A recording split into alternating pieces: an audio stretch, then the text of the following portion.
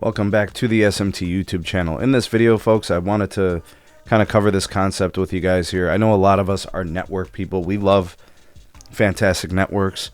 We like reliable networks. We like fast networks. We like available networks. We want the best of all worlds, right? Whether you're a T-Mobile customer, Verizon, AT&T, or even in the past like Boost and Dish and stuff, you just want good networks, right? And I'm with you. They're the same situation for me. The very bare bones of it, that's what this channel is built upon.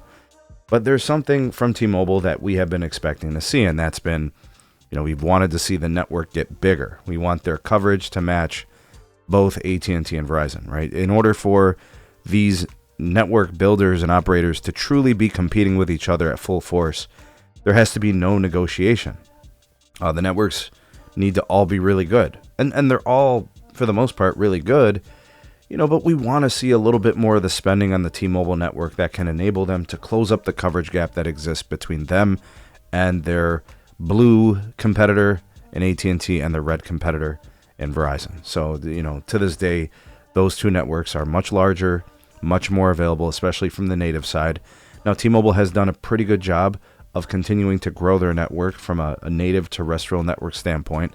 It's improved every year, and that's commendable, and that's worth celebrating and respecting. But it still lags behind their competitors, and that needs to be called out. And they've had 5 years to really close that gap, and they haven't really done so. In fact, to the point where basically they've had to use satellite coverage to offer some form of connectivity to their customers, right? Because it just doesn't seem like they want to do this,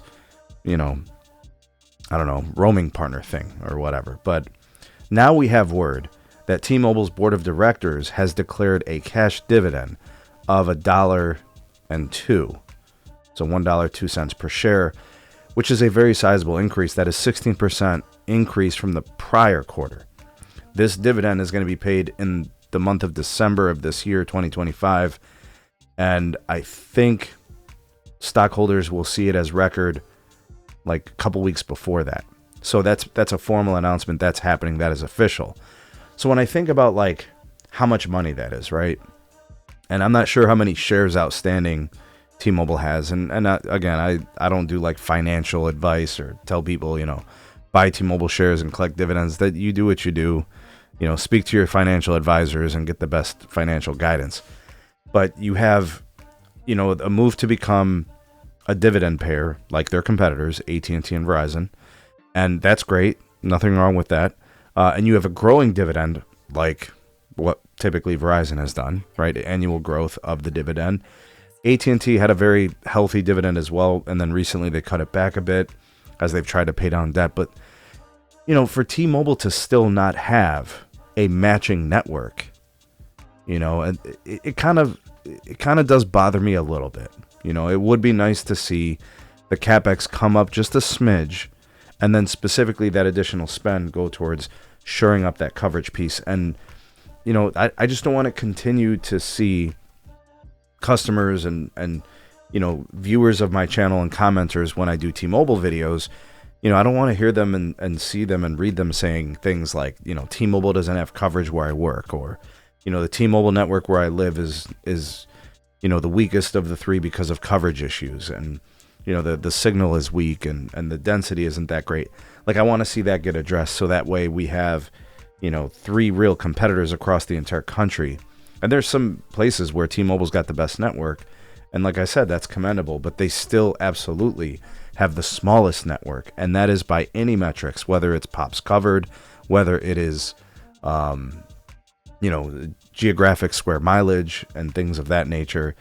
I just want them to be better, and I don't think there's anything wrong with that, especially seeing as how they have basically been gifted everything they've needed to be the best company they could be.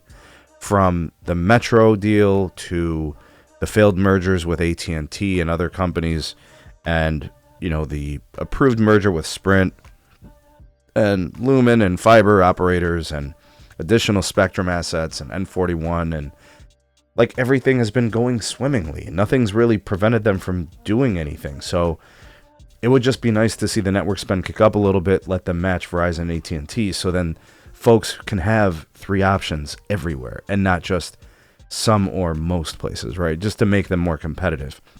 So I mean, good for the dividend boys. Nice for them. They get a little bit more money on the quarterly, but I would have liked to seen a little bit of a spike in the CapEx. As we know, AT&T's network is about to get real healthy with some huge assets coming to market and the upgrades, modernization. And then Verizon, they're not done building out C-band, and that build is going to get wider in range, and it's going to get deeper when it comes to the depth of where it's going, you know, and you still have small cells you could do, and there's all types of macro densifications that could happen, and, you know, there's places outside of major cities that could use some support, right? So I'm just looking at it from that perspective. Let me know what you guys think. Go drop me some comments. Questions, concerns are welcome. Like, share, subscribe. Check out some more videos. We'll see you guys soon on the next one.